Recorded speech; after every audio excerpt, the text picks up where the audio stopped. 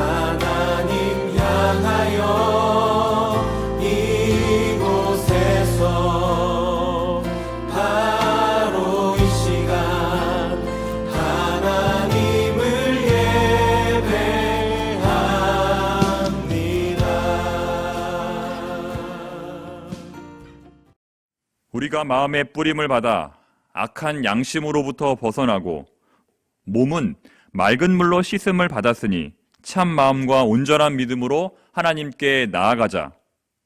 하나님은 영이시니 예배하는 자가 영과 진리로 예배할지니라. 아멘. 영원히 찬양을 받으실 주 여호와 우리 아버지 하나님, 그 놀라우신 창조의 능력과 크신 은총을 인하여 주께 영광을 돌립니다. 죄와 사망과 사탄의 권세에서 우리를 건지신 주 예수 그리스도의 구속의 은혜를 길이길이 찬양하옵고, 오늘도 우리와 함께 하시며 날마다 성결케 하시는 성령 하나님의 교통하심을 인하여 찬송을 부릅니다. 성부, 성자, 성령께 세세무흥토록 영광이 있을지어다. 아멘.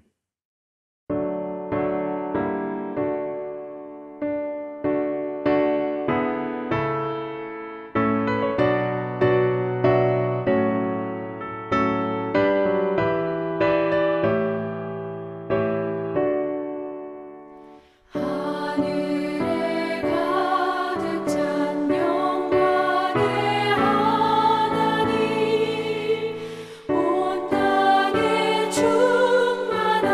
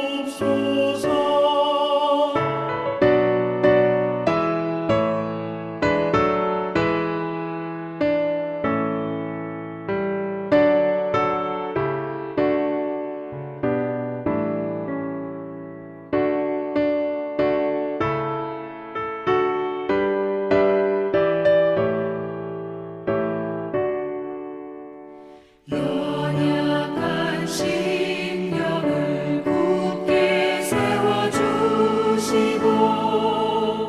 우둔한 마음을 지혜롭게 하시고 주의 뜻받들어 참되게 살아가며 주 말씀 따라서 용감하게 하소서.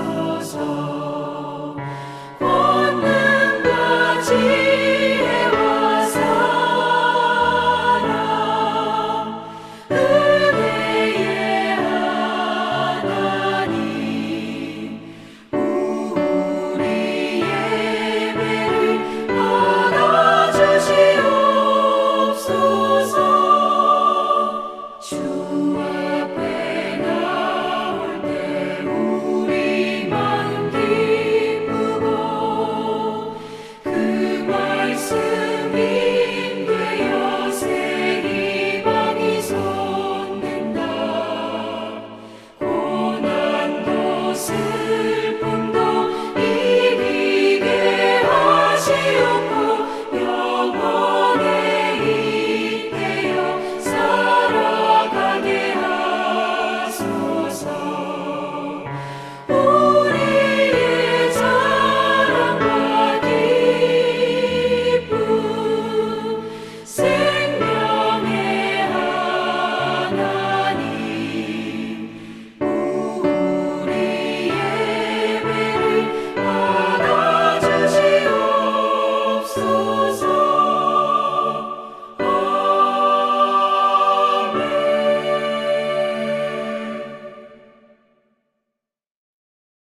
지난 한 주간의 삶을 돌아보며 이 시간 하나님께 참회의 기도를 함께 드리시겠습니다. 우리의 모든 행위를 감찰하시는 하나님, 이 시간 하나님 앞에 예배를 드리기 전에 먼저 우리 자신의 모습을 돌아보며 회개합니다.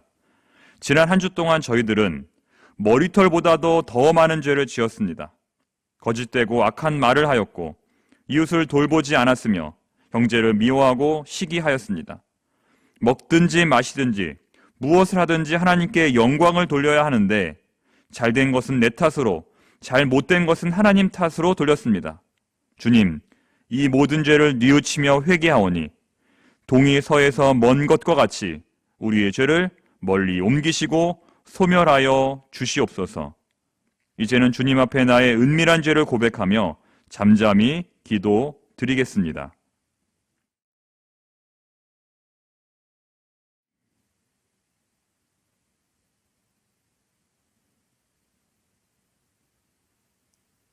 사랑하는 교우 여러분, 하나님께서는 자신의 죄를 솔직하게 고백하는 모든 자들에게 사죄의 은총을 허락해 주십니다.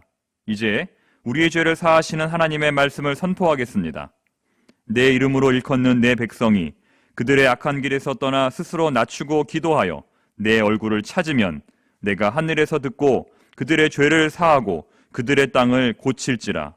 그러므로 이제 그리스도 예수 안에 있는 자에게는 결코 정죄함이 없나니 이는 그리스도 예수 안에 있는 생명의 성령의 법이 죄와 사망의 법에서 너를 해방하였음이라. 아멘. 나는 전능하신 아버지 하나님, 천지의 창조주를 믿습니다. 나는 그의 유일하신 아들 우리 주 예수 그리스도를 믿습니다.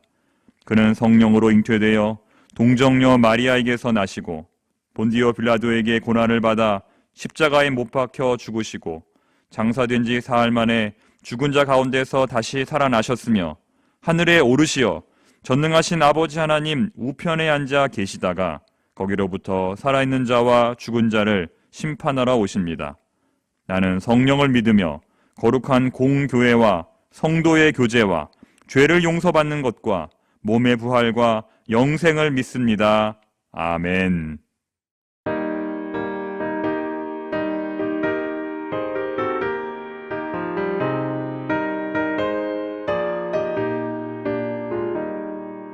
영광을 받으신 만유의 주여 우리가 명령을 따르리다. 베푸신 은혜를 감사히 알고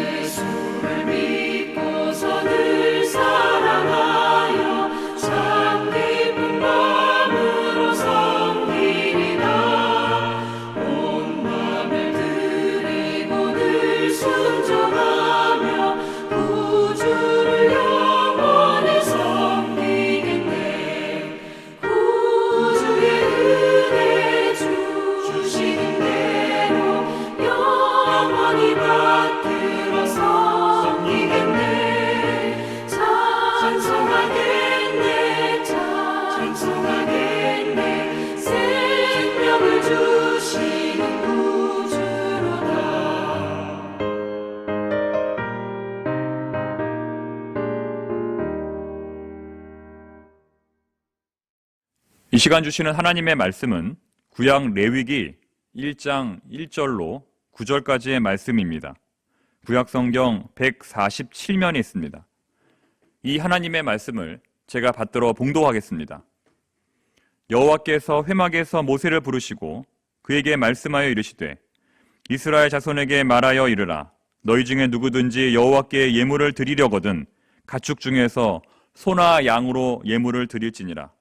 그 예물이 소의 번제이면 흠없는 수컷으로 회막문에서 여호와 앞에 기쁘게 받으시도록 드릴지니라. 그는 번제물의 머리에 안수할지니 그를 위하여 기쁘게 받으심이 되어 그를 위하여 속죄가 될 것이라.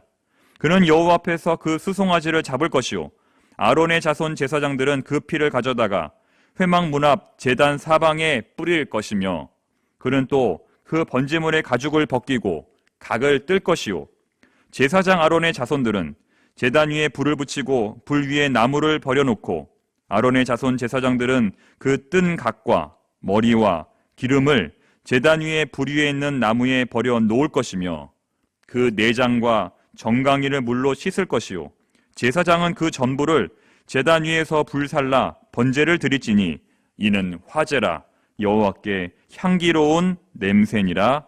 아멘. 이 시간 함께 기도하고 말씀을 나누도록 하겠습니다. 하나님 아버지 감사합니다. 하나님 아버지, 오늘도 저희들은 주님의 말씀 앞으로 나아갑니다. 저희들의 마음과 영혼에 하나님을 향한 사랑과 십자가의 은혜가 불타오르게 하여 주시옵소서. 하나님을 향한 뜨거운 열정이 다시 일어나게 하여 주시옵소서. 말씀을 들을 때 그 말씀이 우리의 온몸을 전율하게 하시고 깨우게 하시고 요동하게 하여 주시옵소서. 사랑의 하나님, 우리 청파동 교회 앞길을 주께서 선하게 인도하여 주시옵소서. 온 교우들이 한마음 하나 되어 신실하신 목자 되시는 예수님만 따라가게 하여 주시옵소서. 예수님의 이름으로 기도드립니다. 아멘. 레위기를 읽으려면 이것이 필요합니다. 레위기를 읽으려면 이것이 필요합니다라는 제목으로 주의 말씀을 증거하겠습니다.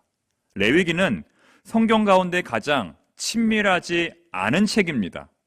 많은 사람들이 새해 1월 1일 성경을 읽기로 작정하고 창세기부터 읽기를 시작하지만 결국은 이 레위기라는 위기 앞에서 무릎을 꿇고 성경 읽기를 포기합니다. 그래서 레위기는 말 그대로 내 위기인 것입니다. 어떻습니까? 공감이 되시죠? 그리고 간혹 엄청난 인내심을 가지고 레위기를 읽는다 할지라도 그것은 읽어야 한다는 의무감 때문이지 그 내용이나 메시지를 제대로 이해하는 사람은 거의 없습니다. 혹시 여러분들 중에 그동안 레위기의 말씀으로 은혜를 받으셨거나 또 레위기의 말씀을 깊이 묵상하신 분이 계시다면 그분은 정말 대단하신 분입니다. 정말 훌륭하신 분입니다. 즉, 레위기가 내 위기인 이유는 문자적으로 그것을 읽기가 어렵다는 것과 또 설령 읽는다 하더라도 무슨 말인지 잘 이해할 수 없다는 것입니다. 그리고 또 하나의 이유가 있습니다. 레위기가 어려운 이유. 그것은 레위기의 내용이 지금 우리의 신앙생활과 무관하다고 여겨지기 때문입니다. 자, 왜냐하면 지금 현대 예배에서는 동물 제사를 드리지 않기 때문입니다. 그런데 만일 지금도 이 예배당에서 우리가 동물 제사를 드린다면 이 레위기는 그 어떤 책보다 더 중요한 책이 될 것입니다. 우리가 열심히 읽는 책이 될 것입니다. 자, 그렇다면 이 어렵고 지루하고 재미없는 레위기를 어떻게 하면 우리가 읽을 수 있을까요? 왜 하나님은 우리에게 이 레위기라고 하는 큰 짐을 우리에게 맡겨놓으셨을까요? 여러분, 어디 이 레위기를 잘 읽을 수 있는 요령 없을까요? 레위기를 전문적으로 연구하시는 어느 목사님은 레위기를 읽을 때 꼭 필요한 것은 인내력이 아니라 상상력이라고 말합니다. 레위기를 읽을 때 꼭 필요한 것은 인내력이 아니라 상상력이라고 말합니다. 자, 예를 들어 그 목사님은 자신이 어렸을 때 평생 잊지 못할 광경을 보았다고 합니다. 어린 시절 어머니께서 집에서 닭을 잡으시던 광경이었는데 아마도 어머니께서는 닭을 처음으로 잡으셨던 것 같습니다. 마음이 여린 어머니께서는 닭의 목을 차마 칼로 끝까지 치지 못하시고 반쯤만 친 다음 그만 닭을 놓쳐버리고 말았던 것입니다. 여러분, 그 뒤에 일어난 일을 한번 상상해 보십시오. 그 순간 목사님의 눈앞에서는 정말 믿기 어려운 끔찍한 광경이 벌어지고 말았습니다.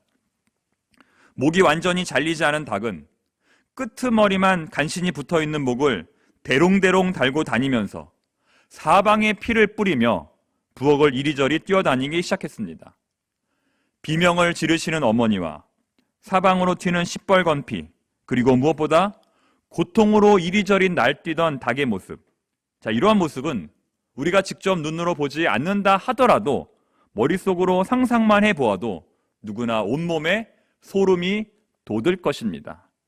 자, 그런데 레위기에 소개되는 대부분의 동물 제사는 이런 닭과는 비교조차 할 수 없을 만큼의 덩치가 큰 소나 양을 잡는 제사였다는 것입니다. 즉, 우리가 이러한 광경을 전혀 의식하지 못한 채 레위기를 읽기 때문에 이 책이 지루하고 어려운 것입니다. 그러므로 우리가 이 레위기의 말씀을 제대로 이해하려면 우리가 가지고 있는 이 상상력을 충분히 동원하여 레위기가 소개하는 제사의 세계로 들어가야 합니다. 이러한 레위기는 유대인들이 자녀들에게 가장 먼저 가르치는 책이라고 합니다. 자, 왜 그럴까요? 우리는 읽기에도 가장 어려운 책이 왜 그들에게는 가장 먼저 읽히는 책일까요? 그 이유는 바로 이 레위기가 성경의 핵심이기 때문입니다. 성경의 핵심, 율법의 엑기스이기 때문입니다. 우리가 넓은 의미로는 성경 66권 전체를 율법이라고, 하나님의 말씀이라고 하지만 그 하나님의 말씀의 핵심은 이 레위기 한 권이라는 것이죠. 레위기가 율법의 핵심이라면 민수기는 율법의 준수 여부입니다. 신명기는 율법의 반복입니다. 역사서는 율법의 준수 이야기고 시가서는 율법에 대한 찬양입니다. 그리고 예언서는 율법의 불순종에 대한 하나님의 심판입니다. 즉, 신구약 성경의 핵심이 바로 다름 아닌 이 레위기라는 것입니다.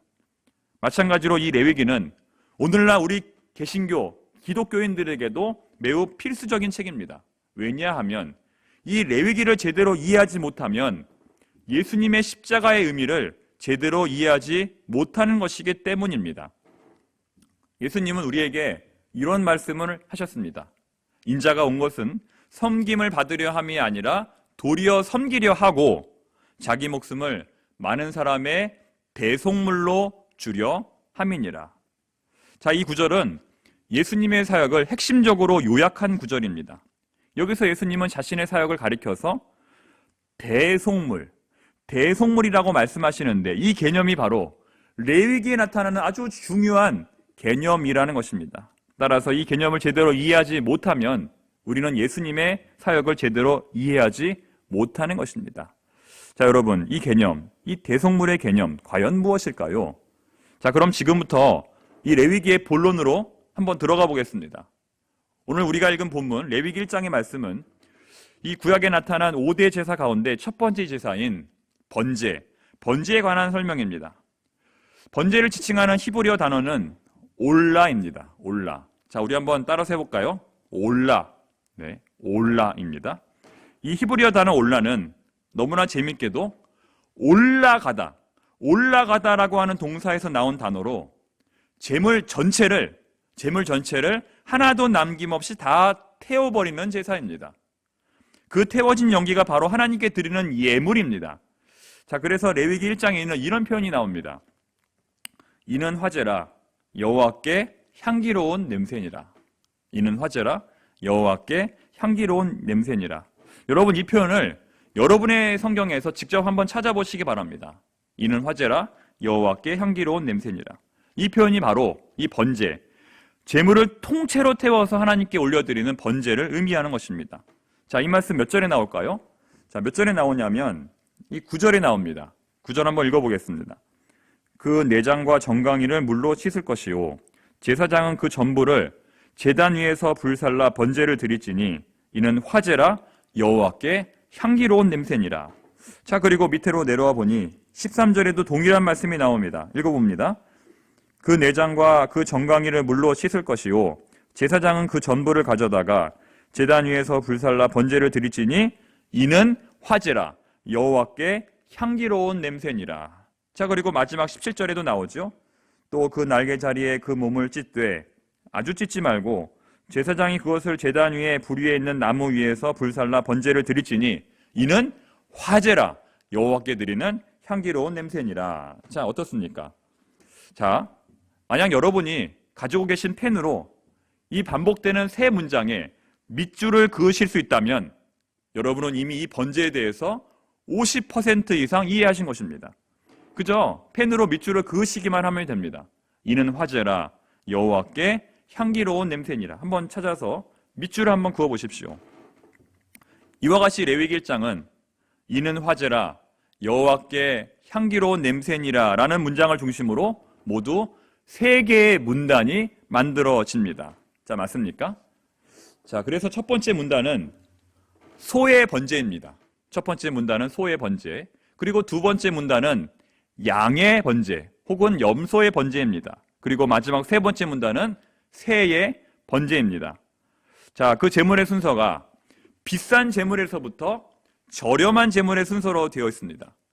이 세 문단은 똑같은 패턴으로 반복이 되고 있기 때문에 이 첫 번째 문단만 이해하면 다른 두 문단은 자동적으로 이해가 되는 것입니다. 자, 그럼 이제 첫 번째 문단 속으로 들어가 보겠습니다. 자, 1절과 2절 말씀 함께 읽어봅니다. 여호와께서 회막에서 모세를 부르시고 그에게 말씀하여 이르시되 이스라엘 자손에게 말하여 이르라. 너희 중에 누구든지 여호와께 예물을 드리려거든 가축 중에서 소나 양으로 예물을 드릴지니라. 자, 여기서 중요한 단어는 바로 2절에 나오는 누구든지입니다. 자, 여러분 질문입니다. 구약시대에는 누가 하나님께 제사를 드릴 수 있었을까요?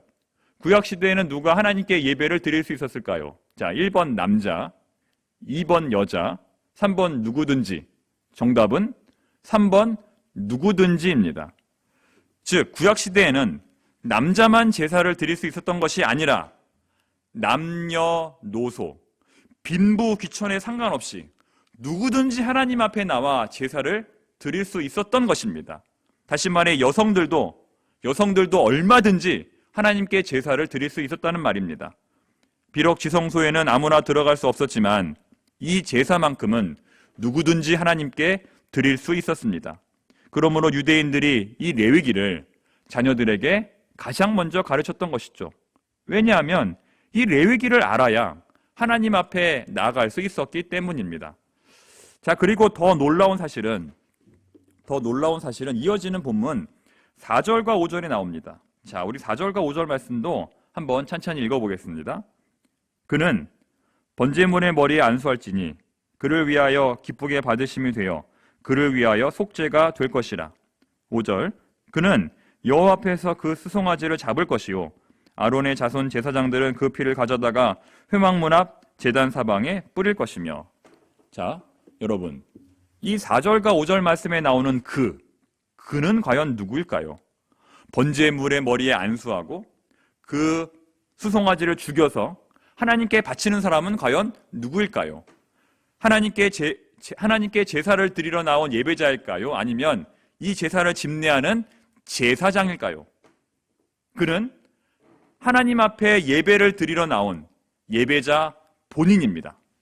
아까 말했던 그 누구든지입니다. 여러분 놀라셨죠? 다시 말해 예배자 본인이 직접 제물에 안수를 하고 또 예배자 본인이 직접 그 제물을 죽인다는 것입니다. 자, 뿐만 아니라 6절을 보십시오. 6절. 그는 또 그 번제물의 가죽을 벗기고 각을 뜰 것이요. 자, 무슨 말입니까? 이 예배자는 제물에 안수하고 그 제물을 죽일 뿐만 아니라 그 제물의 가죽을 벗기고 각을 뜨는 것까지 해야 한다는 것입니다. 앞서 말한 닭을 잡는 것과는 비교조차 할 수 없는 일입니다. 자, 그렇다면 성전의 제사장들은 과연 무슨 일을 할까요? 7절부터 9절에 그 역할이 나옵니다. 제사장 아론의 자손들은 제단 위에 불을 붙이고 불 위에 나무를 버려놓고 아론의 자손 제사장들은 그 뜬 각과 머리와 기름을 제단 위에 불 위에 있는 나무에 버려놓을 것이며 그 내장과 정강이를 물로 씻을 것이요 제사장은 그 전부를 제단 위에서 불살라 번제를 드릴지니 이는 화제라 여호와께 향기로운 냄새니라. 즉 제사장은 무슨 일을 했냐면 제단 위에서 이 제물을 불로 태우는 역할을 했던 것입니다. 자, 정리해보면 예배자는 제물에 안수하고 제물을 죽이고 가죽을 벗기고 그것을 각을 떠야 했습니다. 그리고 제사장은 뒤에서 그 모습을 다 지켜본 뒤에 그 제물들을 제단 위에 올리고 그것들을 몽땅 다 불로 태우는 역할을 했습니다. 자, 사랑하는 성도 여러분, 여기서 우리는 무엇을 깨달을 수 있을까요? 여기서 우리는 예배자의 적극적인 행동에 대해서 생각해 보게 됩니다. 사실상 제사의 대부분은 누가 합니까? 제사장이 아니라 예배자 본인이 한다는 것입니다. 제물이 안수하고 제물을 죽이고 가죽을 벗기는 일, 다름 아닌 예배자 본인이 한다는 것이죠. 자, 왜 그럴까요? 왜 예배자 본인이 해야 할까요? 그것은 자신의 죄는 자신이 직접 해결해야 하기 때문입니다. 자신의 죄는 자신이 직접 해결해야 하기 때문입니다. 특히 4절을 보시면 이 안수라는 것이 있었는데 이 안수, 이것은 다른 사람이 절대로 대신 해줄 수 있는 것이 아닙니다. 이것은 오로지 본인이 해야 합니다. 예배자는 동물의 머리 위에 손을 얹고 직접 안수를 함으로써 자신의 죄를 그 동물에게 전가시킵니다. 그러면 자신의 죄가 이 동물에게 전달이 됩니다. 지금부터 죄인은 내가 아니라 지금부터 죄인은 이 동물이 되는 것입니다. 그래서 지금부터 죽어야 할 대상은 내가 아니라 이 동물, 이 번제물이 되는 것이죠. 이것이 바로 대속제물의 개념입니다. 우리 예수님은 바로 우리의 대속죄물이 되셨습니다. 우리가 비록 예수님의 머리에 손을 얹고 안수는 하지 않았지만 예수님을 믿고 의지함으로써 우리의 죄가 예수님에게 전달이 되는 것입니다. 그래서 예수님이 우리를 대신하여 우리의 죄를 짊어지시고 희생제물이 되신 것입니다. 이것이 바로 예배입니다. 즉 우리의 죄가 예수님에게 전달이 되고 예수님께서 우리를 대신하여 죽으시는 것, 그것이 바로 이 예배 시간에 이루어지는 놀라운 영적 변화인 것입니다. 그런데 오늘날 현대 예배에서는 이 예배자의 역할이 너무나 미미합니다. 이 예배자의 역할이 너무나 수동적입니다. 앞에서 예배를 인도하는 목회자, 그리고 찬양대, 그리고 대표 기도자, 헌금위원, 예배위원의 역할을 제외하면 대부분의 성도들은 그냥 앉아있다가 그냥 조용히 돌아갑니다. 지금 우리 죄를 대신하여, 아니 나의 죄를 대신하여 죽으시는 예수님에 대한 아무런 감흥이 없습니다. 지금 우리 주님께서 나를 대신하여 죽으시고 피를 흘리시고 가죽이 벗겨지고 지금 온몸이 찢어지고 있는데 우리는 마치 남의 일을 보듯 아무런 감정이 없다는 것입니다. 그래서 저는 이 부분에 대해서 많은 고민을 하고 있습니다. 어떻게 하면 우리 성도님들이 보다 더 이 예배에 적극적으로 참여할 수 있을 것인가? 어떻게 하면 우리 성도님들이 이 예배에 보다 더 능동적으로 참여할 수 있을 것인가? 저에게는 이러한 고민이 있습니다. 지난 특세 때 많은 분들이 놀라신 부분이 있습니다. 이 이른 새벽에, 이 이른 아침에 박수를 치며 찬양했기 때문입니다. 이른 새벽부터 박수치며 찬양하는 모습은 정말 낯설고 부담스러울 수 있습니다. 거부감을 줄 수도 있습니다. 그런데 지금도 제가 이 새벽 기도 때마다 박수치며 찬양하자고 하는 이유는 몇 가지가 있는데요. 첫째는 잠을 깨기 위해서입니다. 잠을 깨기 위해서. 박수를 치면 혈액순환이 좋아져서 온몸이 깨어납니다. 정신이 바짝 듭니다. 자, 그리고 두 번째 이유는 마음의 문을 열기 위해서입니다. 마음의 문을 열기 위해서. 의도적으로라도 마음의 문을 열고 우리 주님 앞으로 나오라는 것이죠. 그리고 세 번째는 바로 이 예배의 적극성을 위해서입니다. 이 예배는 다른 사람을 위한 예배가 아니라 나를 위한 예배입니다. 다른 사람의 예배가 아니라 나의 예배입니다. 나와 주님과의 관계이고 나와 주님과의 만남입니다. 즉, 이 박수치며 찬양했을 때 손해볼 것 하나도 없다는 말이죠. 결국은 이 예배 시간에 우리가 보다 더 뜨겁게 찬양하고 보다 더 뜨겁게 기도하고 보다 더 말씀으로 은혜를 충만하게 받아야 한다는 것입니다. 우리가 교회 왜 나옵니까? 그러려고 나오는 것이죠. 그러려면 우리는 보다 더 예수님의 십자가에 포커스를 맞추어야 합니다. 번제의 목적은 크게 두 가지입니다. 과거 이스라엘 백성들은 언제, 어느 때 하나님께 번제를 드렸을까요? 자, 언제냐면 첫 번째는 죄를 범했을 때입니다. 죄를 지었을 때. 여러분, 오늘날 우리가 죄를 범했을 때 그 죄를 없애려면, 그 죄를 속죄하려면 어떻게 해야 됩니까? 그 죄값을 치러야 합니다. 민사사건은 돈으로, 형사사건은 감옥에 들어감으로 그 죄값을 치러야 합니다. 그런데 구약시대에는 누군가 그 죄값을 대신 치름으로써 죄의 문제를 해결할 수 있었습니다. 이것이 바로 은혜입니다. 예배자는 번제단 앞에 서서 하나님의 심판과 은혜를 동시에 깨달았던 것입니다.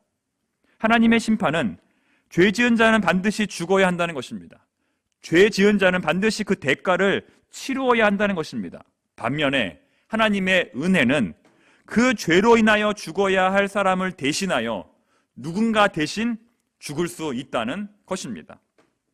즉, 하나님 앞에 선 인간은 죄로 인하여 죽어야 할 자신의 모습과 그 자신을 대신하여 누군가 대신 죽었다고 하는 은혜를 동시에 발견하게 되는 것입니다.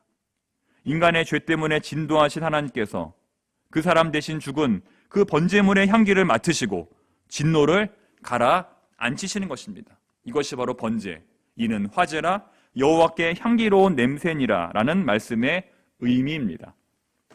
그런데 번제가 때로는 죄와 상관없이 드려지는 경우도 있었습니다.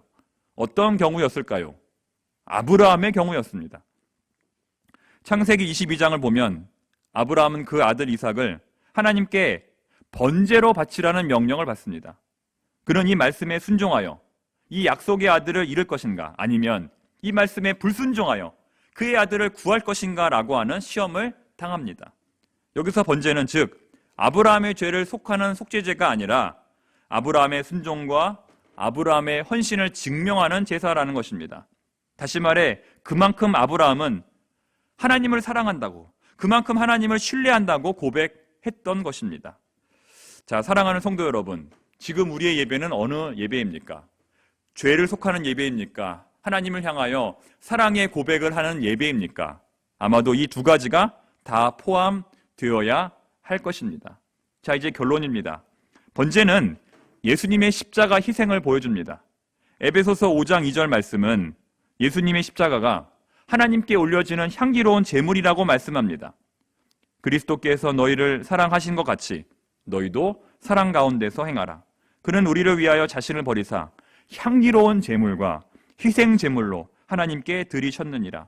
바로 여기 나오는 이 향기로운 제물이 바로 번제입니다. 자, 그런데 이 번제가 예수님의 십자가와 다른 결정적인 이유가 하나 있습니다. 다시 말해 예수님의 십자가는 구약의 번제와 공통점도 있지만 차이점도 있다는 것입니다. 자, 무엇일까요? 구약에서는 죄를 지었을 경우, 죄를 지을 때마다 반복적으로 제사를 드려야 했지만 신약에서는 예수님의 십자가로 말미암아 단번에 모든 죄가 해결되었다는 것입니다. 여러분, 이 은혜와 가치는 어떻게 측량할 수 있을까요? 예를 들면 비가 오지 않는 가뭄 지역에서는 비가 한번 내려주는 것이 천문학적인 가치가 있다고 합니다. 제때 비 한번 내려줌으로써 우리는 돈으로는 환산할 수 없는 어마어마한 혜택을 누리게 되는 것입니다. 여러분, 이처럼 비가 한 번만 제때 내려도 이런 혜택을 우리가 누리는데 단번에 모든 인간의 죄를 해결하시는 예수님의 십자가는 어떻게 측량할 수 있을까요? 그 어떤 물질적인 가치로는 도저히 환산할 수 없을 것입니다. 그것이 바로 하나님의 은혜입니다. 이 은혜를 깨달은 자가 진정 하나님의 은혜를 깨달은 것입니다. 다시 말해 우리의 건강이 회복되고 우리의 자녀가 잘 되고 우리의 사업장이 형통한 것도 은혜지만 십자가 위에서 우리의 죄가 해결되어 그 결과 이 땅에서 우리가 하나님의 나라 천국을 누리는 것은 우리가 그 무엇과도 바꿀 수 없는 하나님의 참된 선물이라는 것입니다. 오늘도 이 선물과 은혜를 한아름 받아 누리시는 저와 우리 모두가 되기를 바랍니다. 끝으로 그렇게 사시기를 소망하는 분들에게 두 가지의 당부, 두 가지 당부 말씀을 드립니다. 첫 번째는 다른 사람의 대속물로 살라는 것입니다. 다른 사람의 대속물로 살라. 예수님처럼 누군가의 대속물이 되라는 것입니다. 그러나 사실 누가 다른 사람의 대속물이 되고 싶겠습니까? 내 인생 내 뜻대로 살고 싶지 누가 다른 사람의 짐을 대신 지고 싶겠습니까? 그러나 우리는 내가 져야 할 십자가를 예수님께서 대신 지신 것처럼 우리도 누군가의 대속물이 되어야 합니다. 그것이 바로 예수 믿는 것이고 그것이 바로 그리스도인입니다. 그래서 부모는 자식의 대속물이 되어야 되고, 아내는 남편의 대속물이 되어야 되고, 성도는 이웃의 대속물이 되어야 하는 것입니다. 목회자는 교인들의 대속물이 되어야 되고, 구역장은 구역 식구들의 대속물이 되어야 되고, 교회는 이 지역사회의 대속물이 되어야 하는 것입니다. 사랑하는 성도 여러분, 여러분들은 누구의 대속물이 되시겠습니까? 누군가의 대속물이 되는 인생, 그 인생이야말로 예수님을 닮아가는 거룩한 인생일 것입니다. 그리고 또 한 가지의 당부는 자신의 삶을 선물로 받아들이라는 것입니다. 자신의 삶을 선물로 받아들이라. 여러분은 진정 여러분의 삶을 선물이라고 생각하십니까? 아니면 죽지 못해 사는, 어쩔 수 없이 사는 인생이라고 생각하십니까? 삶을 하나님의 선물이라고 생각하는 사람은 일용할 양식으로 만족하는 사람입니다. 라면 한 그릇으로 행복해하고, 김치 한 조각으로 행복해하고, 한 번 웃고 한 번 노래 부를 수 있는 것으로 만족하는 사람입니다. 구원받았으면 그것으로 인하여 우리의 인생은 충분한 것입니다. 그런데 어떤 사람은 이 구원을 받은 것으로도 만족이 되지를 않습니다.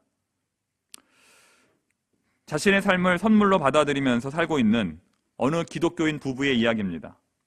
그들에게는 장애 자녀가 있습니다.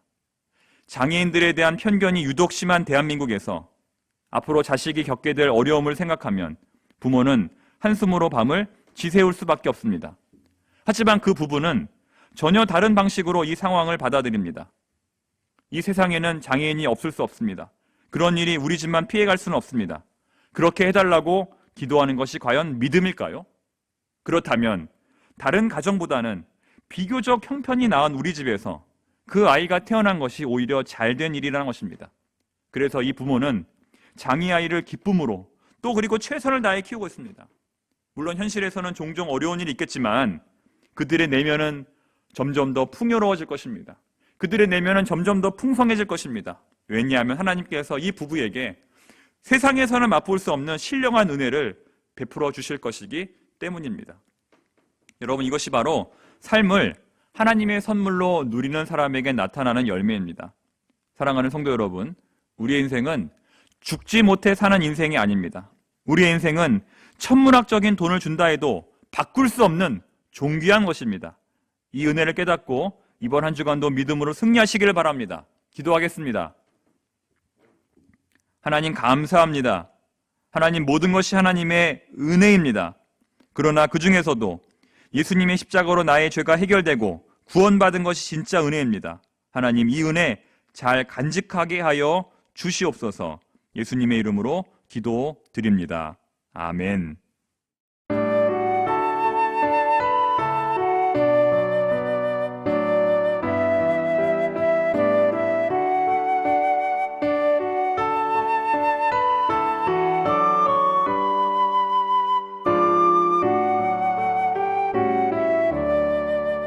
이 세상 험하고 나 비록 약하나 늘